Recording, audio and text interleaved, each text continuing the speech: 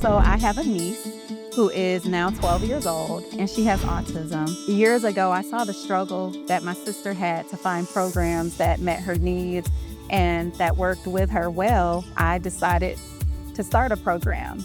I call the program God Inspired because it didn't exactly start out where I just wanted to create a program. I was kind of complaining about the fact that there was a lack of programs available.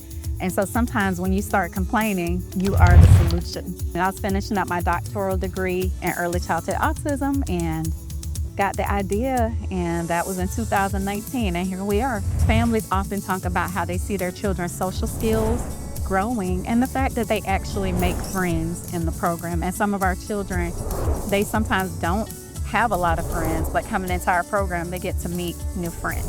Some of the things they really appreciate, they love the staff. So I believe any good team has to have the right people on it. Some children will actually hide from their parents when it's time to go home. Yes, they hide from their parents. And it's kind of funny because that means they're having so much fun that they don't want to leave.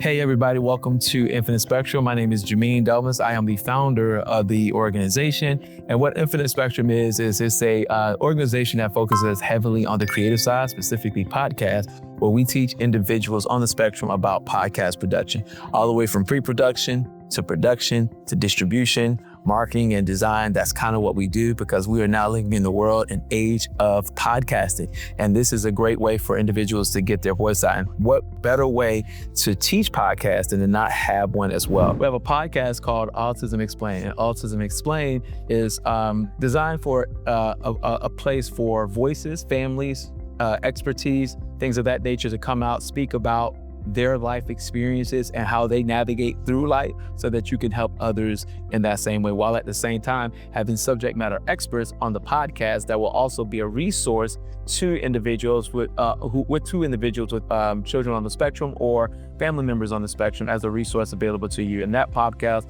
is now streaming on all major platforms. You can also get this information from our website at infinitespectrumfoundation.org. On top of our program scales, we also have our Spectrum Support that we host every second Thursday from 6:30 to 7:30. These formats come in both virtual and in-person, where we have interactive skills for individuals who are neurodivergent, who are parents, who are caregivers, who are college students, who are families or friends, or just individuals who want to learn more about the autism spectrum. Feel free to come out to any of our Spectrum Support groups, and you can find out where we're hosting them at infinitespectrumfoundation.org/events. Hi everyone, my name is Dacia Williams, and I'm the host for Autism Explained today. With me, I have Iris Pendleton, owner and founder of Camp Summer Garden. Yes.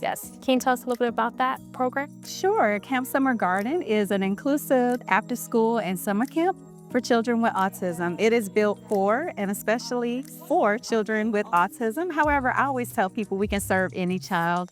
Some unique features of our program are our low staff to child ratios.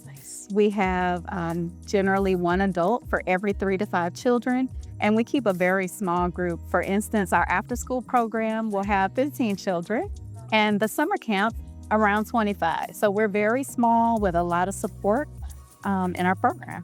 Nice. What led you to work with individuals who are neurodivergent? Okay, so I have a niece who is now 12 years old, and she has autism. And years ago, I saw the struggle that my sister had to find programs that met her needs and that worked with her well. And so I decided to start a program. And in a lot of ways, I call the program God Inspired because it didn't exactly start out where I just wanted to create a program because I needed one for my niece. I was kind of complaining about the fact that there was a lack of programs available. And so sometimes when you start complaining, you are the solution to that complaining. I was finishing up my doctoral degree in early childhood autism and got the idea, and that was in 2019, and here we are. Oh, nice. What are some things that parents say about your program that keeps them coming back? So some of the things they really appreciate, they love the staff. So I believe any good team has to have the right people on it. And so we're very intentional about hiring people who have specific training, specific education, and who also just have a heart for working with the children with autism. And so our staff definitely keeps people coming back. The small group sizes and staff to child ratios that I told you about, and then the fun activities. So one of our things that we find to be fun is that some children will actually hide from their parents when it's time to go home. Yes, they hide from their parents. And it's kind of funny because that means they're having so much fun that they don't want to leave. And families often talk about how they see their children's social skills growing and the fact that they actually make friends in the program. And some of our children, they sometimes don't have a lot of friends, but coming into our program, they get to meet new friends. Nice. Our kids are allowed to re-enroll into that program, so reconnect with the friendships that they established prior before. So we have an active Facebook page. We also keep an email list of all of our families. And usually I don't have to ask them to come back. Like I have some children who have been with us ever since our first year that we did our in-person summer camp, and their families, they ask me before registration opens, when do we need to sign up? And so, which is always a good thing. Yeah. Can you tell the most outrageous story that has occurred? So I'll start out. Recently, we had the space capsule that landed, and it was getting ready, or actually, when they went on the mission for the Artemis, I had a child in the program who got off the van that day to come into after school, and he couldn't really give us a complete sentence, but he started telling us, hey, there's a spaceship going up, there's a shuttle, we need to watch. And so we turned on the countdown that day, and I didn't even realize it was happening. But because he told us, we were all watching, and we watched it together. And then that evening, when it finally took off, his mom checked in and said, hey, he asked if you were watching it. And then a few days ago, when it returned back to Earth, same thing. His mom checked in because he wanted to make sure that I was keeping up with this.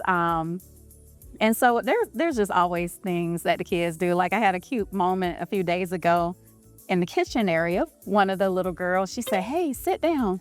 I'm going to cook you some steak and some lobster and all of this. And I said, how much does it cost? Oh, it's $1.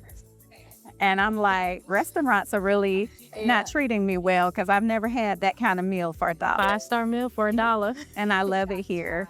And I think there are other things that happen, like when the kids are looking forward to seeing us, like when I go by to after school and they say, hey, you're gonna be here to play with me today, or they come and give me a hug, or that kind of thing. So love that. Yeah. Can you tell the audience where we can find you and how we can keep up with Camp Summer Garden? Yeah, so we are online. We have a website, campsummergarden.org, and we also have an Instagram, which is Camp Summer Garden TLH, or Camp Summer Garden _TLH. And then we have a Facebook page, Camp Summer Garden. Iris, thank you again for coming on the show. And thank you guys for tuning in. My name is Dacia Williams, and this is Autism Explained, the way we see it.